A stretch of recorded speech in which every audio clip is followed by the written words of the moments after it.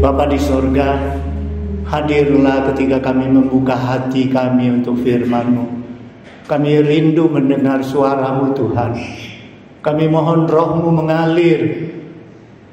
Engkau mencerahkan firman-Mu bagi kami, agar kami tidak sia-sia datang kepadamu, tetapi kami diperbaharui dari hari ke hari. Berkati semua jemaat yang sudah memberi waktu dan hadir pada hari ini Tuhan. Tidak ada satupun Kau lepaskan daripada firman-Mu. Pusatkan hati kami kepada firman-Mu saja Tuhan. Lepaskan kami dari segala gangguan pikiran maupun dari iblis. Biarlah hati kami terpusat hanya kepada firman-Mu. Terima kasih Tuhan, kami rindu saat-saat ini nama-Mu dimuliakan. Di dalam Yesus Kristus kami berdoa. Amin. Shalom. Jemaat yang saya kasihi di dalam Yesus Kristus, sesuai dengan almanak GMI, hari ini firman Tuhan kita diajak merenungkan di dalam Matius pasal 16. Matius pasal 16 ayat 21 hingga ayat ke-28.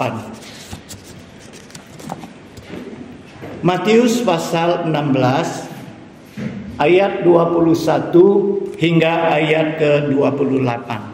Bila sudah mendapatkan, saya harap kita baca dengan cara bersaut-sautan. Ayat 21 dibacakan kaum pria, kemudian selanjutnya ayat ke-22 oleh kaum wanita. Sampai ayat ke-28 kita baca bersama-sama. Kita mulai. Sejak waktu itu Yesus mulai menyatakan kepada murid-muridnya bahwa ia harus pergi ke Yerusalem dan menanggung banyak penderitaan dari pihak tua-tua, imam-imam kepala dan ahli-ahli Taurat, lalu dibunuh dan dibangkitkan pada hari ketiga. Tetapi Petrus menarik Yesus ke samping dan menegur dia, katanya, Tuhan, kiranya Allah menjauhkan hal itu. Hal itu sekali-kali kami menerima Engkau. Maka Yesus berpaling dan berkata kepada Petrus, "Enyahlah iblis, engkau suatu batu sandungan bagiku, sebab engkau bukan memikirkan apa yang dipikirkan Allah, melainkan apa yang dipikirkan manusia." Lalu Yesus berkata kepada murid-muridnya, "Setiap orang yang mau mengikut Aku, dia harus menyangkal dirinya, mengikut salibnya dan mengikut Aku. Karena barang siapa mau nyawanya, ia akan kehilangan nyawanya. Tetapi barang siapa kehilangan nyawanya karena Aku, ia akan memperolehnya." Karena hanya seorang memperoleh seluruh dunia, tetapi kehilangan nyawanya, dan apa yang dapat diberikannya sebagai ganti nyawanya? Sebab anak manusia akan datang dalam kemuliaan Bapanya, diiringi malaikat-malaikatnya. Pada waktu itu ia akan membalas setiap orang menurut perbuatannya. Kita baca bersama. Aku berkata kepadamu, sesungguhnya di antara orang yang hadir di sini ada yang tidak akan mati sebelum mereka melihat anak manusia datang sebagai raja dalam kerajaannya. Jemaat yang saya kasihi di dalam Yesus Kristus, judul perikop kita hari ini cukup panjang. Di situ menuliskan pemberitahuan Yesus yang pertama kepada murid-muridnya. Pemberitahuan tentang apa? Tentang perjalanan penderitaan Yesus. Nah, saudara sekalian, betapa pentingnya pemberitahuan ini, sehingga kalau kita baca di dalam Matius sampai habis, kita akan tahu bahwa 4 kali Yesus memberitahukan hal yang sama. Sampai 4 kali Yesus beritahukan kepada muridnya tentang perjalanan penderitaannya ke Yerusalem. Lalu kita bertanya, kenapa sampai akhir pelayanan Yesus baru beritahukan pemberitaan ini? Kenapa tidak dari awal ketika Yesus merekrut muridnya, dia beritahukan, kalian akan mengikuti Aku dan akhirnya Aku akan menderita. Kenapa saudara sekalian? Oleh sebab itu, kita membaca di dalam awal pembacaan kita tadi, Matius menulis sejak waktu itu Yesus mulai memberitakan. Sejak kapan saudara sekalian Yesus baru beritahukan? Kita baca di perikop sebelumnya. Suatu kali Yesus kumpulkan murid-muridnya dan bertanya kepada mereka, menurut orang banyak siapakah aku? Kemudian murid-muridnya menjawab, ada yang mengatakan engkau Yohanes Pembaptis yang dibangkitkan. Ada yang mengatakan engkau Nabi Elia yang datang lagi. Ada yang mengatakan engkau Nabi Yeremia. Ada yang mengatakan engkau salah satu daripada nabi itu. Yesus puas enggak dengan pendapat itu? Enggak. Yesus tanya, menurut kalian siapakah aku? Nah, saudara sekalian, waktu itu Petrus secara spontan dia menjawab, engkau adalah Mesias, anak Allah yang hidup. Saudara sekalian, Yesus begitu sukacita mendengar jawaban Petrus. Engkau adalah Mesias, anak Allah yang hidup. Sehingga Yesus memuji Petrus, katanya, berbahagialah engkau Petrus, karena bukan manusia yang menyatakan itu kepadamu, tetapi Bapa-Ku yang di surga menyatakan itu kepadamu. Nah, Matius menulis sejak itulah, sejak saat itulah, sejak saat murid-murid mulai mengenal siapa Yesus yang mereka ikuti. Dia adalah Mesias. Mesias adalah juru selamat. Mesias adalah penebus. Mesias adalah utusan daripada Allah, janji Allah kepada bangsa Israel. Mesias datang adalah untuk menyelamatkan bangsanya. Ketika murid-muridnya mulai ada pengenalan yang benar terhadap Yesus, sejak waktu itulah Yesus baru mulai mengatakan jalan penderitaannya. Nah, saudara sekalian, hari ini sampai di mana kita mengenal Yesus kita? Kalau Yesus bertanya, menurut kalian siapakah aku? Saudara sekalian, Yesus tidak mau pendapat kita, kata orang engkau ini, kata orang engkau ini. Tidak, Yesus mau pendapat pribadi kita. Siapa Yesus bagi kita? Apakah kita sudah mengenal Yesus itu penebus kita? Yesus itu penyelamat kita. Yesus itu anak Allah yang hidup. Itulah yang setiap minggu kita membaca di dalam pengakuan iman rasuli. Saudara sekalian, kita harus ingat siapa Yesus. Kita harus punya pandangan yang tepat terhadap Yesus. Nah, saudara, saat itulah Yesus menjelaskan. Apa yang Yesus jelaskan, saudara sekalian? Yesus katakan, aku segera akan pergi ke Yerusalem. Untuk apa pergi ke Yerusalem? Aku akan menderita banyak penderitaan di situ. Dari siapa? Dari pemuka-pemuka agama, dari tua-tua agama, dari kepala-kepala imam, dari para ahli Taurat. Aku akan dianiaya, menderita, akhirnya aku akan dibunuh, dan pada hari ketiga aku akan dibangkitkan kembali. Saudara sekalian, kenapa Yesus harus pergi ke Yerusalem?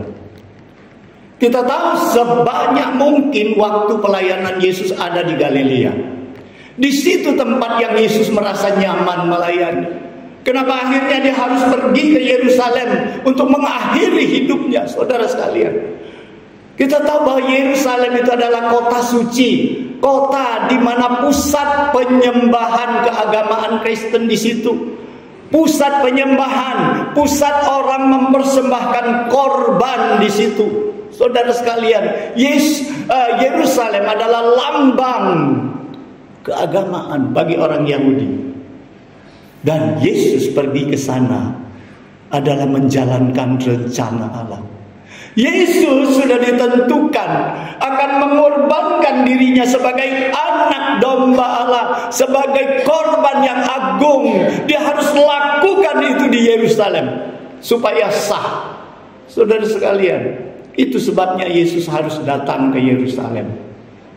Satu hal yang sangat ironis, saudara sekalian, yang menyiksa Yesus, yang membuat Yesus menderita itu bukan musuh-musuhnya orang-orang yang tidak mengenal Dia, tetapi mereka adalah pemuka-pemuka agama. Mereka adalah anggota-anggota Mahkamah Agung yang disebut Sanhedrin pada saat itu. Siapa mereka? Mereka tua-tua agama, tua-tua gereja mereka itu. Mereka itu siapa? Ahli-ahli Taurat. Mereka itu siapa? Mereka itu ketua imam-imam, kepala imam-imam, saudara sekalian, melayani orang banyak di bait suci. Saudara sekalian, Yesus dianiaya di tangan mereka.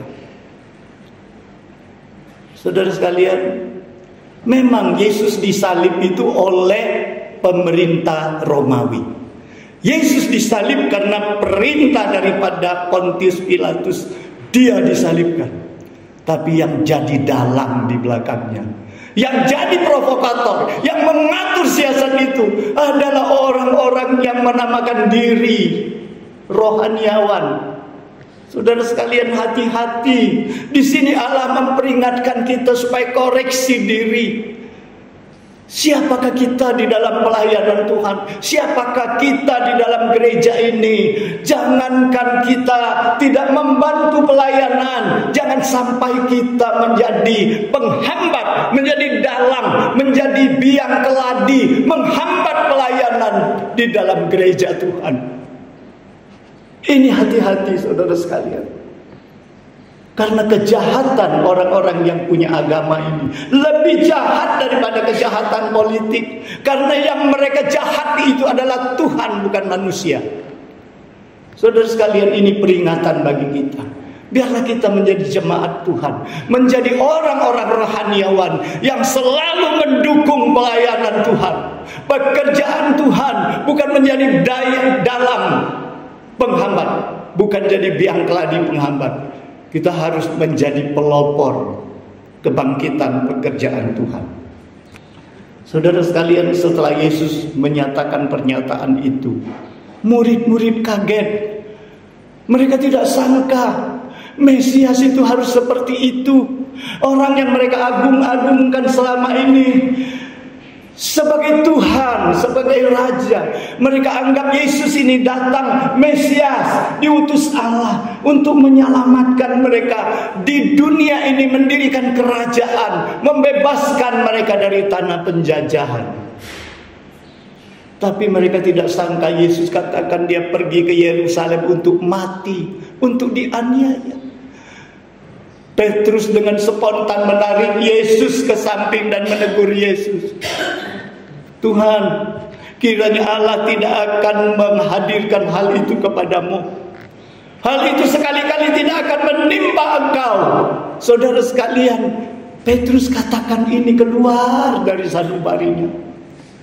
Petrus tidak main sandiwara. Petrus bukan cari muka dengan Tuhan. Saudara sekalian, memang mereka tidak tega, mereka tidak mau bahwa Tuhan yang mereka kasih, yang mereka agung-agungkan harus menderita kematian seperti itu. Itu sebabnya Petrus tarik Yesus. Hal itu sekali-kali tidak akan terjadi kepadamu. Allah tidak akan mengizinkan hal itu terjadi kepadamu. Tetapi Alkitab mengatakan Yesus berpaling kepada Petrus, katanya, "Enyahlah iblis, karena engkau jadi batu sandunganku. Engkau tidak memikirkan apa yang dipikirkan Allah. Engkau memikirkan berpikiran manusia." Saudara sekalian, kepada siapa Yesus katakan perkataan ini? Kita tahu kalau Yesus katakan enyahlah iblis, seolah-olah Yesus berkata kepada iblis, kan? Tapi kalau kita baca kalimat belakangnya, engkau batu sandungan bagiku. Bisa iblis, bisa manusia, bisa Petrus di situ. Kalau Tuhan mengatakan, Yesus mengatakan engkau memikirkan pikiran, tidak memikirkan sesuai dengan pikiran Allah, tetapi pikiran manusia. Itu berkata kepada siapa? Kepada Petrus. Jadi kepada siapa Yesus katakan perkataan itu? Saya merenungkan. Saudara sekalian, ketika Yesus katakan enyahlah kau iblis, Yesus pasti teringat ketika dia di padang gurun sedang lapar setelah 40 hari 40 malam dia berpuasa. Iblis itu datang, dia menggoda Yesus, dia mencobai Yesus. Yesus terbayang kembali, ini pekerjaan iblis. Waktu itu Yesus baru mau melayani, baru mau merekrut murid-murid. Tetapi iblis katakan bagaimana? Beri mereka roti, jadikan batu ini jadi roti, beri mereka makan, maka kau dapat pengikut nanti. Kemudian Yesus bukan itu saja dicobai. Iblis bawa Yesus. Iblis katakan, terjun kau dari hubungan ini bait suci, maka kau akan diselamatkan. Kakimu tidak akan terantuk kepada batu. Iblis katakan kepada Yesus, tunjukkan mujizat kepada orang banyak, maka kau akan dapat banyak pengikut. Yang ketiga, iblis katakan apa? Kau lihat ini, kemakmuran dunia, kekayaan, kemuliaan. Kau bisa dapat asal kau kompromi dengan aku. Kau mau kompromi, kau mau menyembah aku. Saudara sekalian, iblis katakan Yesus, ajaklah jemaat, ajaklah orang-orang kompromi dengan aku, maka kau akan mendapatkan banyak pengikut. Saudara sekalian, Yesus terbayang dengan pencobaan iblis. Ketika Yesus juga terbayang waktu dia ada di Getsemani, iblis mencobai dia. Kenapa kau harus minum cawan yang pahit itu? Bukankah kau anak Allah? Kau mintalah kepada Bapamu, tidak usah melalui jalan salib, karena engkau adalah Allah. Saudara sekalian, Yesus terbayang kembali ketika Petrus mengatakan, jangan Tuhan, Allah tidak akan menghadirkan itu kepadamu. Hal-hal itu tidak akan, sekali-kali tidak akan menimpa engkau. Yesus terbayang, ini iblis yang merasuki Petrus. Ini pekerjaan iblis. Oleh sebab itu Yesus katakan, enyah kau iblis, enyah kau iblis. Karena di situ Yesus tidak katakan, enyah kau Petrus, tidak. Iblis kau enyah. Tetapi apa yang Yesus ajar kepada Petrus? Kau jadi batu sandunganku, karena kau pikirkan pikiranmu, bukan pikiranku. Saudara sekalian ingat, ketika kita hanya memikirkan kepentingan pribadi kita, ketika kita hanya menggunakan pikiran manusia dan tidak pakai pikiran Tuhan, saat itulah iblis suka memperalat kita menjadi penghambat-penghambat kita melayani Tuhan. Saudara sekalian, kita tahu orang-orang yang menganiaya Yesus, yang menghambat, menyebabkan Yesus disalibkan itu orang rohaniawan. Saudara sekalian, kita ingat, kita waspada. Iblis selalu menggunakan orang-orang yang paling dekat dengan kita untuk melakukan siasatnya. Jadi hati-hati. Orang yang merayu kita meninggalkan Tuhan itu seringkali bukan orang lain, bukan orang yang jauh, orang-orang dekat kita. Dia mulai masukkan hasut-hasutan, provokator dia, sehingga kita mulai menjadi pengacau, kita mulai meninggalkan Tuhan, kita mulai mengeluh terhadap Tuhan. Ini siasat iblis. Saudara sekalian, Yesus mau katakan kepada Petrus, kau tidak usah ngatur aku. Kau kan pengikutku. Kalau pengikut itu, kau berdiri di belakangku, bukan kau yang mengatur aku. Saudara sekalian, seolah Yesus mengatakan, Petrus, kau harus berdiri di belakangku jadi pengikutku. Oleh sebab itu Yesus tidak katakan, enyahlah kau Petrus. Yesus katakan, enyah kau iblis, tinggalkan muridku. Petrus, kau jadi pengikutku, bukan jadi pengaturku. Setelah itu Yesus katakan, barang siapa yang mau mengikuti aku, dia harus menyangkal dirinya. Dia harus pikul salibnya dan mengikut aku. Saudara sekalian, menyangkal diri. Kalau menyangkal, ini selalu terjadi seperti ini. Kau pencuri ya? Aku menyangkal. Tidak, aku bukan pencuri. Menyangkal artinya mengatakan tidak kepada siapa? Kepada diri kita sendiri. Itu namanya menyangkal. Apa yang harus kita sangkal terhadap diri kita?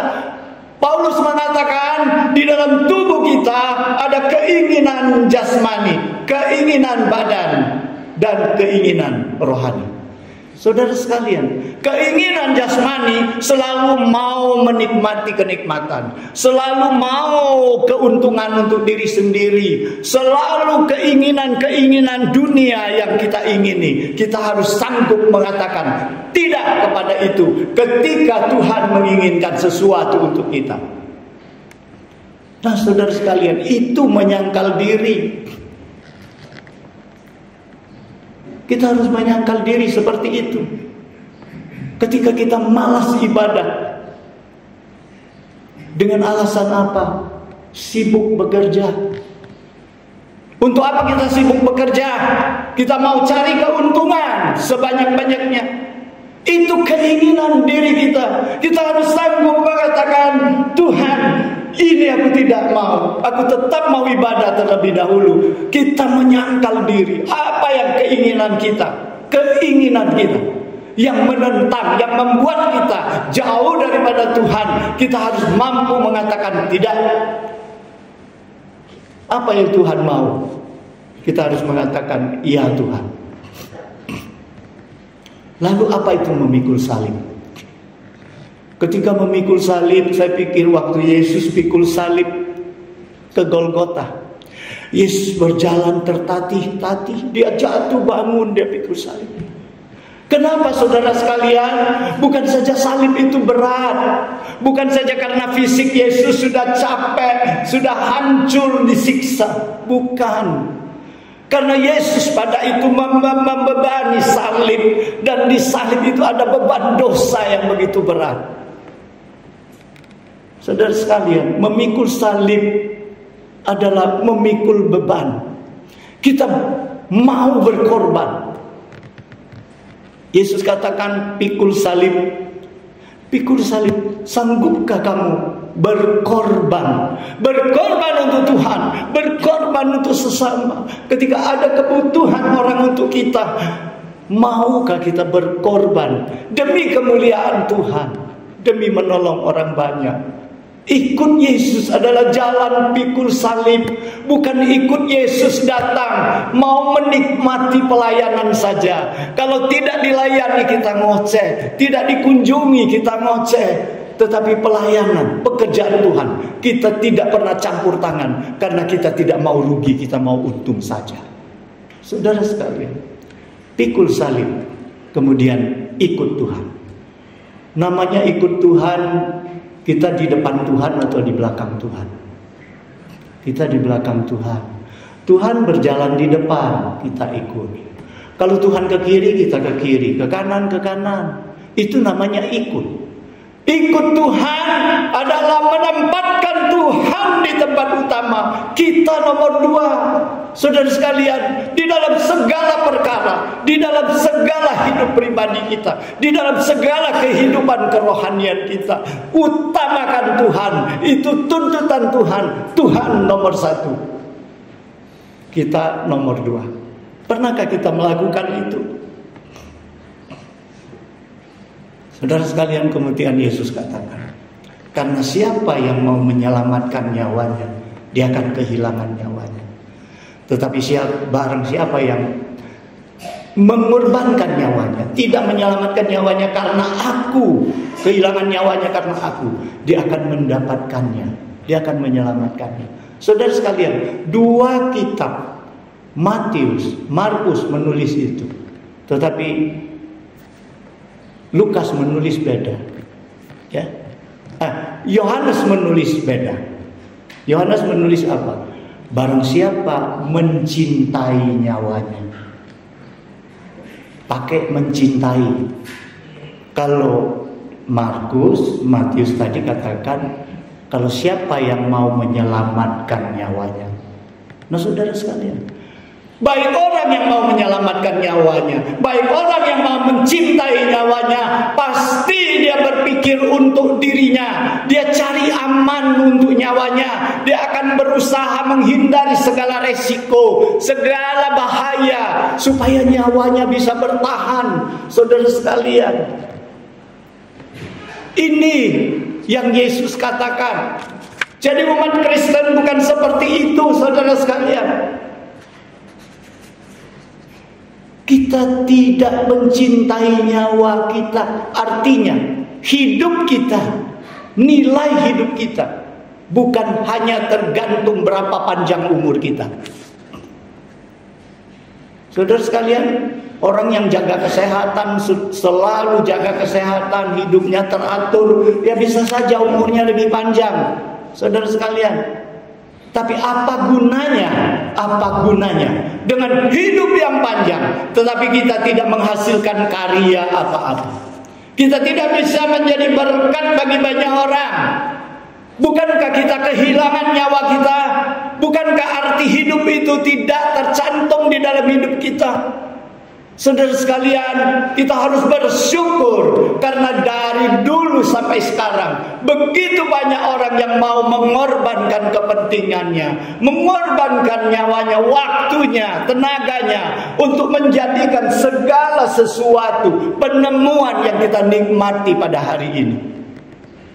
Saudara sekalian, kita bisa menikmati teknologi yang tinggi, kita bisa menikmati segala kehidupan ini. Kita tahu ada orang yang tidak mencintai nyawanya, tidak menyayangi, mereka sudah berkorban untuk itu, dan kita yang menikmatinya, sehingga nama mereka masih kita kenang sampai saat ini, walaupun mereka sudah mati. Itu artinya, saudara sekalian, jadikanlah hidup kita ini bernilai. Jadikanlah hidup kita ini mempunyai karya yang terpuji, baik di hadapan Tuhan, baik di hadapan manusia. Kita mempunyai karya-karya yang memuliakan nama Tuhan, yang mensejahterakan orang yang ada di sekitar kita. Itu baru menyelamatkan nyawa kita. Itu baru membuat hidup kita bernilai. Kalau tidak, cuma-cuma kita hidup. Ada orang yang hidupnya ratusan tahun, nggak ada orang kenal siapa dia. Kalau nggak diposting di TV, nggak diposting di Facebook, nggak diposting di dalam YouTube, kita nggak tahu siapa dia. Tetapi orang yang pendek umur, kita tahu John Sung itu umur 40-an sudah meninggal. Tetapi sampai saat ini John Sung masih mengenal, masih kita kenali. Dia adalah evangelator yang sangat hebat, dan dia disebut sebagai obor Asia.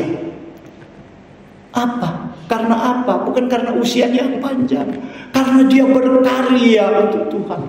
Dia mensejahterakan, membuat banyak orang selamat karena karyanya. Saudara sekalian, ada seorang hamba Tuhan yang sangat rajin bekerja, melayani, sehingga teman-temannya ini nggak tega juga. Ada yang meledeki dia, ya lu nggak usah ngoyo lah ya, nggak usah mati-matian lah kalau melayani, ya sedang-sedang aja. Hamba Tuhan ini menjawab apa? Saya mau menyala sampai padam. Saya lebih suka berfungsi sampai fungsi saya habis, ketimbang saya tidak berfungsi akhirnya jadi karat. Sudah karat nggak berfungsi akhirnya jadi keropos. Sudah keropos tidak lagi bisa berfungsi akhirnya hancur lebur. Saudara sekalian, hamba Tuhan ini telah menjelaskan dia mau menyala ketika dia masih diberikan kekuatan oleh Tuhan. Ketika Tuhan masih berikan dia usia, dia masih mau mengerjakan sampai akhir hidupnya. Kita melihat betapa banyak orang setia di dalam pelayanan sampai titik darah terakhir. Sampai mereka meninggal dunia, mereka tetap setia kepada Tuhan. Saudara sekalian, di mana posisi kita? Kita posisi sebagai alat yang menyala sampai padam, atau kita mau jadi besi yang karatan, keropos, akhirnya jadi hancur, tidak berfungsi dan akhirnya tidak berguna. Nah, saudara sekalian, Akhirnya Yesus katakan bagaimana? Ingat, sesungguhnya Anak Manusia ini akan datang. Ya, akan datang bersama dengan malaikat-malaikat. Pada saat itu akan berhitungan, membuat perhitungan dengan orang-orang berdasarkan perbuatannya.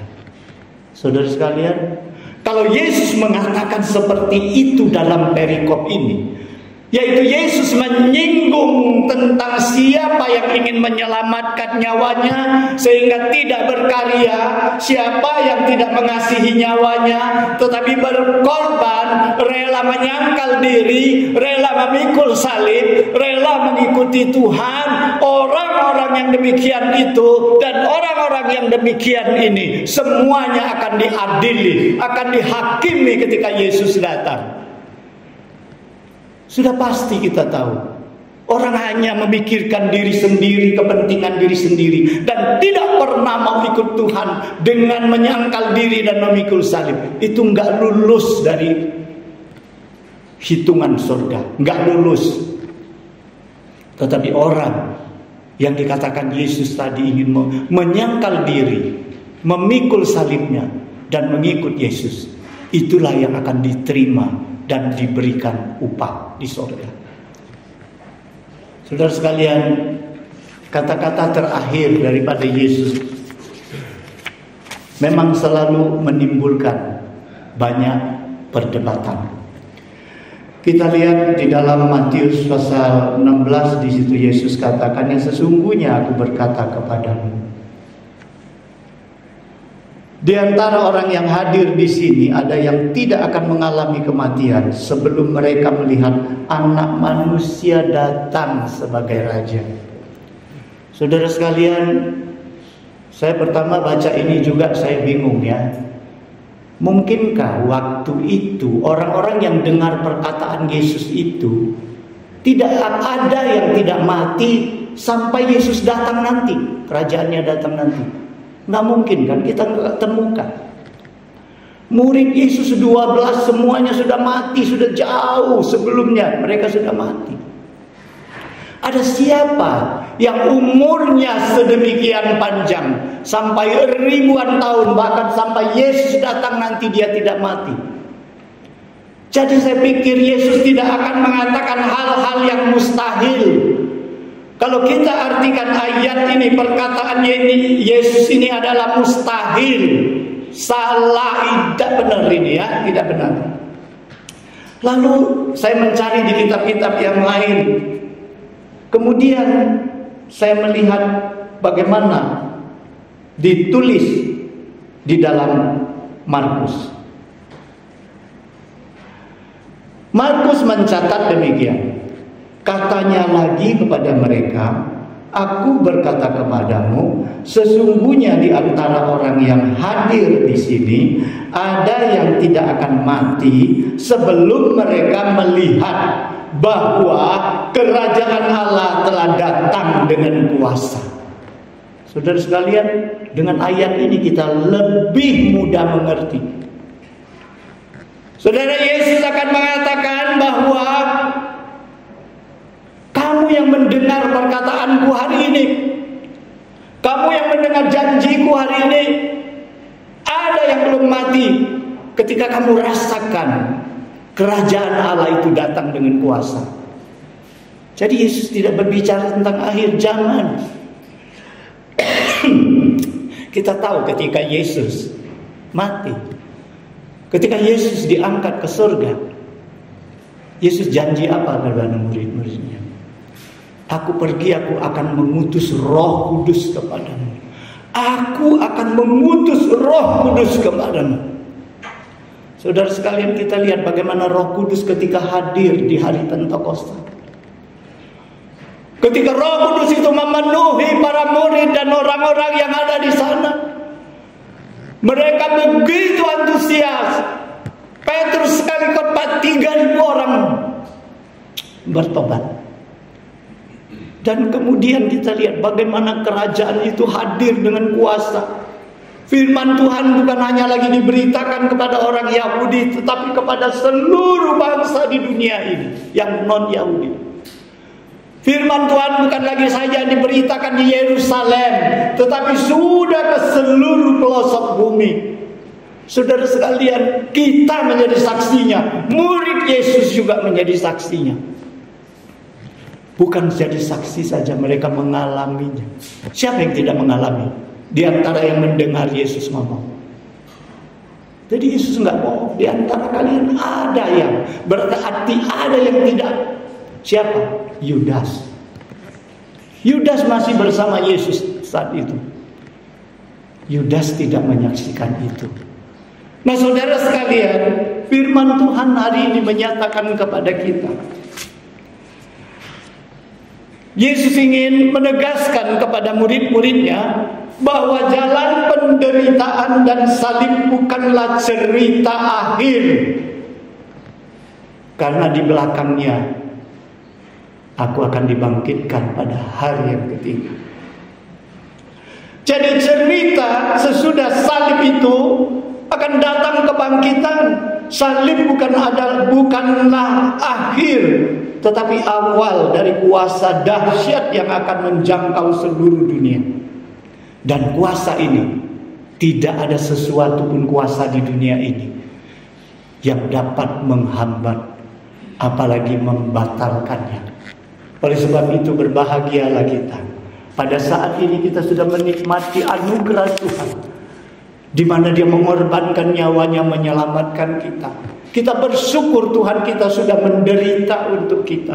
Kita bersyukur pengorbanan Tuhan kepada kita. Lalu pertanyaannya, apa yang sudah kita berikan untuk Tuhan? Apa yang sudah kita kerjakan untuk Tuhan? Apa yang kita sudah korbankan untuk Tuhan? Inilah pertanyaan besar bagi kita. Mari, kalau Tuhan begitu baik mengorbankan diri untuk kita, kita pun bersedia mengorbankan diri kita untuk Tuhan. Itulah yang dikatakan oleh Paulus, persembahkanlah tubuhmu bagi Tuhan, karena itu persembahan yang berkenan, persembahan yang sejati, yang menyukakan hati Tuhan. Bersediakah kita? Mari kita berdoa. Bapa di surga, kami mau bersyukur kepadamu Tuhan, untuk firman-Mu yang sudah hadir bagi kami. Kami mohon Tuhan, baik kami yang menyampaikan maupun mendengar, Engkau mengubah hidup kami agar kami lebih mencintai Tuhan, agar kami lebih mensyukuri penderitaan-Mu, pengorbanan-Mu untuk kami, agar hidup kami berarti Tuhan, bukan hanya untuk diri kami sendiri, tetapi untuk sesama, terutama untuk pekerjaan, untuk memuliakan nama-Mu. Tolong mampukan kami Tuhan, Roh-Mu menolong kami. Terima kasih Tuhan, di dalam Yesus Kristus kami berdoa. Amin.